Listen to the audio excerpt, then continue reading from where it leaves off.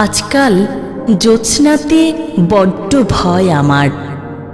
চারিদিকে যখন উদ্ভাসিত হয়ে ওঠে মায়াবী জ্যোৎস্না, তোমার জ্যোৎস্নার আলো ঝরা মুখ আমি সব দিকে দেখতে পাই।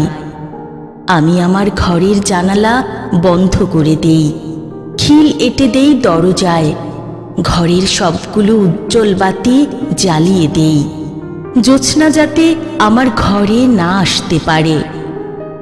যখন মনে পড়ে যায় এক জ্যোৎস্নায় ভেসে যাওয়া রাতে তুমি ডেকে নিয়েছিলে আমায় স্রোতস্বিনীর স্বচ্ছ জলে, জ্যোৎস্নার ঝিকিমিকি দেখাবে বলে, আমি এখন আর নদী কিংবা সাগর পাড়ে যাই না, আর ছুটে যাই না দিগন্ত জুড়ে শুয়ে থাকা প্রান্তরের ঘাসের গালিচায়।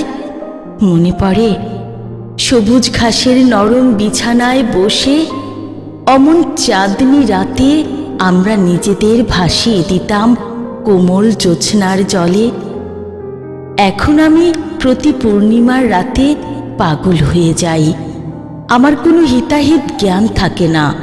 ছাদে উঠে ঢিল ছুটতে থাকি গোলাকার চাঁদের দিকে, যেন ওই চাঁদ আমার আজন্ম শত্রু এক, ঝুলে আছে আমাকেই ব্যথা দিতে।